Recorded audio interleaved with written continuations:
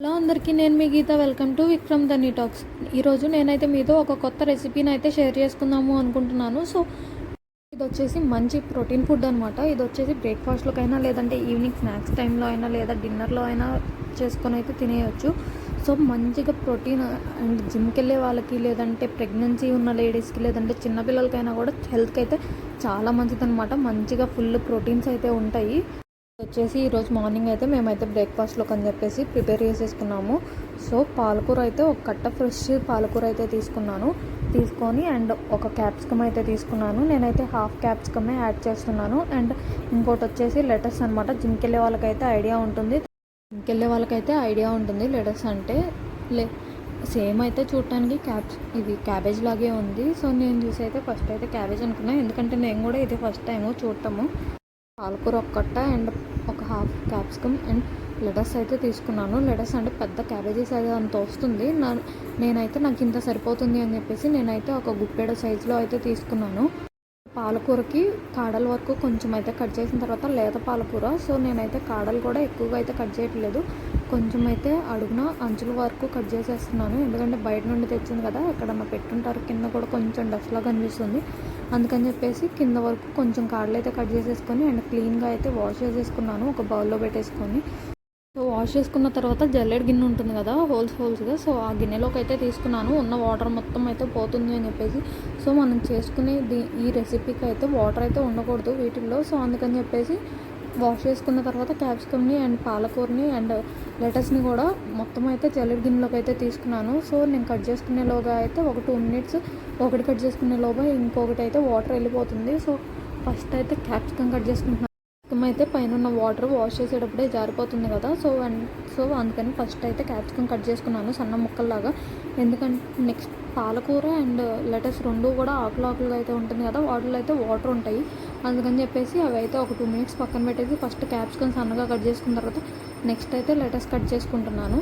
So లెటస్ని కూడా సన్నగా cut చేసుకోవాలి. సేమ్ అయితే మనం యాస్టీస్గా క్యాబేజ్ కర్రీ చేసేటప్పుడు క్యాబేజ్ ఎలా అయితే కట్ చేసుకుంటామో సేమ్ అలానే ఇది కూడా అలానే పొరలుగా అయితే ఉంటుంది.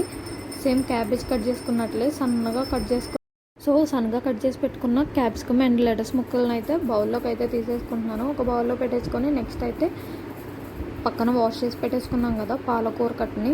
సో వాటిని అయితే కొంచెంగా తీసుకొని బాగా సన్నగా అయితే ముక్కలుగా అయితే కట్ చేసుకోవాలి. సో నేనైతే ఇలాగా కొంచెంగా తీసుకొని విదిలించుకుంటూ వాటర్ లేకుండా విదిలించేసుకొని తీసుకునేటప్పుడే తీసుకున్న తర్వాత దానిలో అయితే బాగా సన్నగా అయితే తరుక్కుంటున్నాను. నేనైతే ఇక్కడ కాడలు కూడా యాడ్ చేసుకుంటున్నాను. మామూలుగా అయితే ఇప్పుడు మనం చేసే రెసిపీకి అయితే లేత కట్ట అయితేనే కాడలు తీసుకోండి, లేదంటే మాత్రం కాడలు అస్సలు యూజ్ చేయొద్దు, ఓన్లీ ఆకులు మాత్రమే యూజ్ చేయండి. సో నేనైతే బాగా కాడలు కూడా సన్నగా ఉన్నాయి అండ్ లేత కాడలు, అందుకని చెప్పేసి నేనైతే కాడలు కూడా వాడుతున్నాను. అసలు ఏం రెసిపీ చేస్తున్నాను అని అయితే ఇప్పటి వరకు అయితే చెప్పలేదు కదా. సో పాలకూరతో అయితే ఈరోజు ఆమ్లెట్ అయితే వేసి చూపిస్తాను. సో ఫుల్ ప్రోటీన్ అనమాట పాలకూర అయితే బేబీస్ కూడా ఫుడ్ స్టార్ట్ చేస్తాం కదా, ఆ బేబీస్కి కూడా స్టార్టింగ్ నుండే పెట్టవచ్చు. తోటకూర ఇట్లాంటివి అయితే ఇంకా పెట్టకూడదు అనమాట. తోటకూర కూడా హెల్త్కి చాలా మంచిది, కానీ పాలకూర అనేది మాత్రం ప్రతి ఒక్కరికి పడుతుంది. ఈ ప్రాబ్లమ్స్ అని అట్లాంటివి ఏమీ ఉండవు, ఫుల్ ప్రోటీన్ ఫుడ్ అనమాట. సో అందుకని చెప్పేసి పాలకూరతో అయితే ఆమ్లెట్ వేస్తున్నాను. సో పాలకూరతో చపాతీ ఇట్లాంటివి కూడా చాలా అయితే చేసుకోవచ్చు. సో కూరని సన్నగా కట్ చేసుకున్న తర్వాత అది కూడా సన్నగా తరుక్కున్న పాలకూరను కూడా ఒక బౌల్లోకి అయితే తీసేసుకోవాలి. ఇందాక క్యాప్సికమ్ అయితే తీసుకున్నాం కదా, దాంట్లోకి తీసేసుకోవాలి. ఈ పాలకూర ముక్కలను కూడా తీసుకున్న ఆ బౌల్లో పైన అయితే ఒక 1/2 టీ స్పూన్ సాల్ట్, అంటే మీ టేస్ట్కి సరిపోయేటట్లయితే వేసుకోండి. ఆమ్లెట్కి ఎంత సాల్ట్ యూజ్ చేసుకుంటారు అనేది దాన్ని బట్టి. నేనైతే ఇక్కడ 3 ఆమ్లెట్స్ కోసం అయితే ఇవన్నీ యాడ్ చేశాను. సో అండ్ అందులోకి అయితే చిల్లీ ఫ్లేక్స్ అనమాట, green chilli flakes and red chilli flakes రెండు కూడా యాడ్ చేసుకుంటున్నాను. సో ఫ్లేక్స్ ఉన్న వాళ్ళు చిల్లీ ఫ్లేక్స్ యాడ్ చేసుకోండి. సో చిల్లీ ఫ్లేక్స్ లేని వాళ్ళు అయితే చిల్లీ ఫ్లేక్స్ అవాయిడ్ చేసేసి మీరు ఆమ్లెట్కి ఎంతైతే కారం యాడ్ చేసుకుంటారో సో అంత కారం యాడ్ చేయండి. చిల్లీ ఫ్లేక్స్ యాడ్ చేసిన వాళ్ళు అయితే కారం ఇంకా అవసరం ఉండదు. సో కారం అయితే అవాయిడ్ చేయండి చిల్లీ ఫ్లేక్స్ యాడ్ చేసుకున్న వాళ్ళు. సో నేనైతే ఇక్కడ green chilli flakes and red chilli flakes రెండు యాడ్ చేసుకున్నాను. సో నా టేస్ట్కి సరిపోయేటట్లు నేను యాడ్ చేసుకున్నాను కాబట్టి నేను ఇంకైతే కారం అస్సలు యూజ్ చేయట్లేదు. So salt and chilli flakes రెండు యాడ్ చేసిన తర్వాత ఒకసారి అయితే నేనైతే బాగా కలిపేసుకుంటున్నాను. ముక్కలు అన్నీ బాగా కలిసిపోవాలి, ఏ ముక్కకు ఆ ముక్క సపరేట్గా ఉండకుండా అన్ని ముక్కలు అయితే కలిసిపోవాలి. అండ్ యాడ్ చేసుకున్న సాల్ట్ అండ్ చిల్లీ ఫ్లేక్స్ కూడా బాగా కలిసిపోవాలన్నమాట.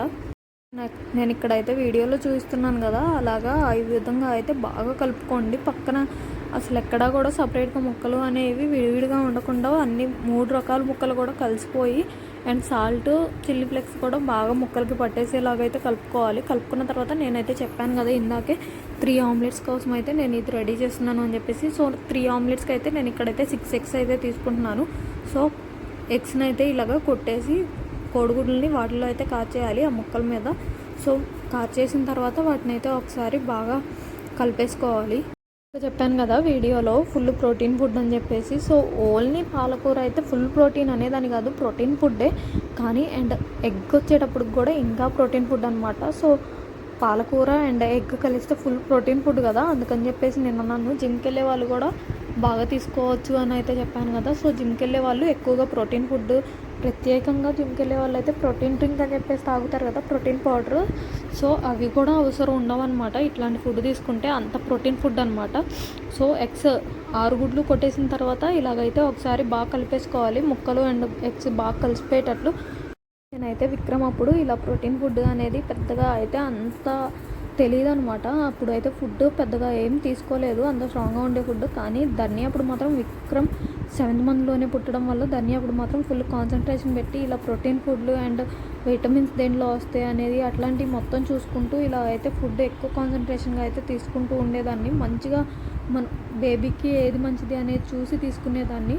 సో దానివల్ల అయితే నేను ప్రెగ్నెన్సీలో ఉన్నప్పుడు కొన్ని ఫుడ్ అయితే ఇలా తీసుకోవాలి అనే విషయాలు అయితే నేర్చుకున్నాను. సో నెక్స్ట్ అయితే స్టవ్ ఆన్ చేసుకున్న తర్వాత దోశ ప్యాన్ ఉంటుంది కదా, ఆమ్లెట్ వేసుకునే ప్యాన్, ఆ ప్యాన్ అయితే స్టవ్ మీద పెట్టేసుకోవాలి. స్టవ్ మీద పెట్టుకొని కొంచెం ఆయిల్ అయితే యాడ్ చేసుకొని ప్యాన్ మొత్తం అప్లై చేసుకోవాలి. నా ప్యాన్ అయితే స్టిక్ అవ్వదనమాట. సో అందుకని చెప్పేసి నేనైతే జస్ట్ అలా వేసి వదిలేసాను. ఒకవేళ స్టిక్ అయ్యే ప్యాన్స్ అయితే మాత్రం ఖచ్చితంగా ఆయిల్ అయితే మామూలుగా అప్లై చేసేసుకోండి, ఫుల్ అయ్యేటట్టు అతుక్కోకుండా రావాలి ఆమ్లెట్ అనమాట. ప్యాన్ హీట్ అయిన తర్వాత ఇంకా మనమైతే ఆమ్లెట్ వేసేసుకున్నాము. సో ఆల్రెడీ మనం పక్కన పెట్టేసుకున్నాం కదా కన్సిస్టెన్సీ, ఆ కన్సిస్టెన్సీని అయితే మనం దోశ వేసుకుంటాం కదా గుంట గట్టె, ఆ గంటతో అయితే తీసుకొని 2 గంటలు అయితే వేసుకోవాలి. ప్యాన్ మీద వేసుకొని దోశని ఎలా అయితే అనుకుంటామో సో అలా అయితే అనేసుకోవాలి. సో ఇంకా యాస్టీస్ అయితే దోశలు ఎలా వేస్తామో అనో అలాగే వేసేసుకోవడమే. ఇంకా ప్రత్యేకంగా ఆమ్లెట్ ఇలానే వేయాలి అని అట్లా ఏం లేదు.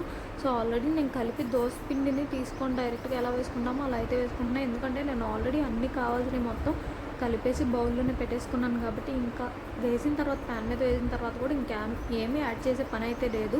అందుకని చెప్పేసి నేనైతే గట్టెతో తీసుకొని ఇలా దోశలు ఎలా అయితే వేసుకుంటామో అలాగా ఒకరి తర్వాత ఒకరికి అయితే ఇలా 3 ఆమ్లెట్లు అయితే వేసేసి ఒకవైపు బాగా కాలిన తర్వాత రెండో వైపు తిరిగేసుకొని సిమ్లో పెట్టుకొని అయితే కాల్చుకోవాలి. ఎందుకంటే రెండో వైపు ఎక్కువగా కాలితే ఎప్పుడైనా కూడా ప్లెయిన్ ఆమ్లెట్ అయినా టేస్ట్ అస్సలు బాగోదు అనమాట.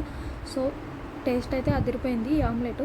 సో ఇదండి ఈరోజు మా ఫుల్ ప్రోటీన్ బ్రేక్ఫాస్ట్ అనమాట. సో మీకు కనుక నచ్చితే వీడియోని లైక్ కొట్టేసి ఖచ్చితంగా ట్రై చేసేయండి.